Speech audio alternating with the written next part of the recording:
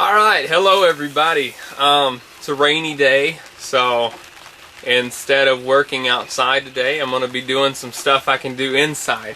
Right now we're in our little homemade greenhouse that we've got out of cheap PVC pipe and 6mm plastic that we've just stretched over it.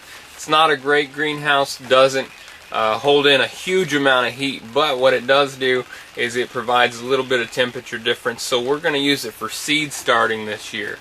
We're starting hopefully what will become a self-sustaining kind of homestead or farm of sorts and provide us with most of our food and hopefully even a little bit of income, which would be great because that income could pay for the rest of our food.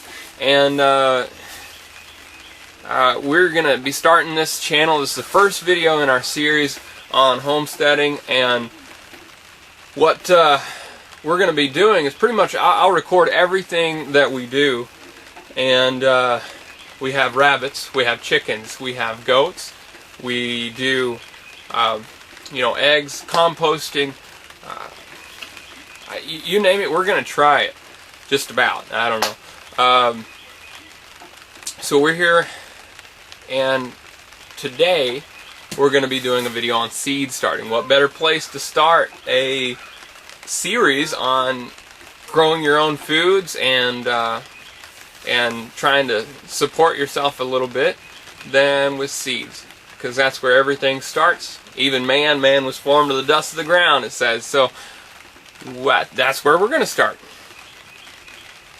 So let's go.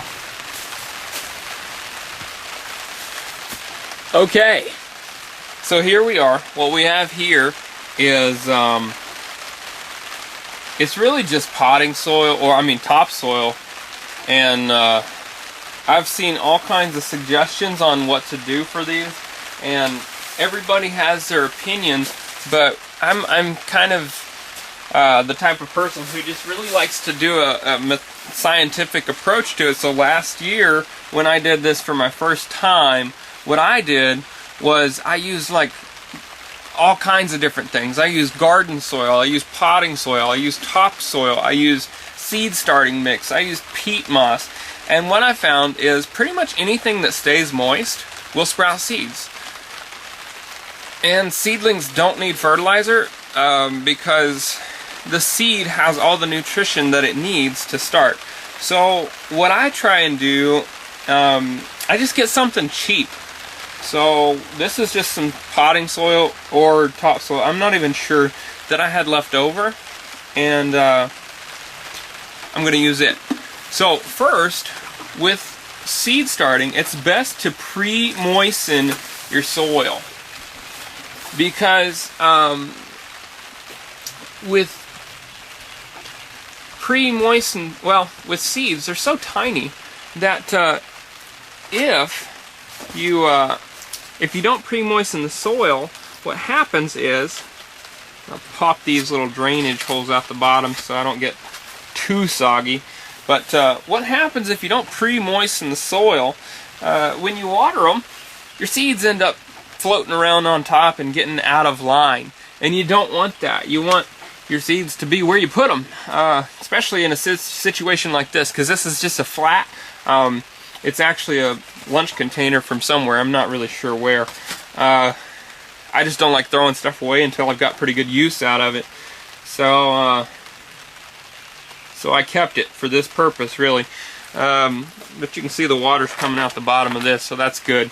It's not gonna get too soggy. But this is gonna be my peppers. I've got sweet peppers and I've got hot peppers. Right now I've got banana peppers, and what I'm going to do is use anything little tiny. I've got loose screws all over, and you could use a pencil, pretty much anything, and you just follow the directions on the packet. Generally speaking, the bigger the seed, the deeper you plant it. When you're starting these little seeds, these are really small, and these are about 1/4 inch depth is what you're supposed to do. So all I do is I kind of scrape out a little furrow, or whatever you want to call it. Not very deep. And I just throw them in there. So I really don't want a lot of any kind of pepper. I'm going to have probably 15 or 20 pepper plants overall, but I like a variety. And these things say they have about a 75% seeding rate, or germination rate. So I really only want about 5. But I'm going to plant, I have 10 seeds here. I'm going to plant all of them. I don't know if I have 10 or not. I didn't count them. Looks like 10. Well, that one's going bye-bye. Anyway. So, and then you just cover them up. And that's it. That's all it takes to do the seeds. Now, best thing to do would be to mark off each row in here as you do it. If you're going to do more than one thing, which I am, because that was my, those were my banana peppers, and these are my cayenne peppers. Now, I'm not going to do this whole pack because it's a brand new pack, so same deal here. About 75% seeding rate. I want 5 plants, so let's go with 7 or 8 seeds there. And same thing again. We got sweet banana over here. I'm going to do hot cayenne peppers right here in the middle.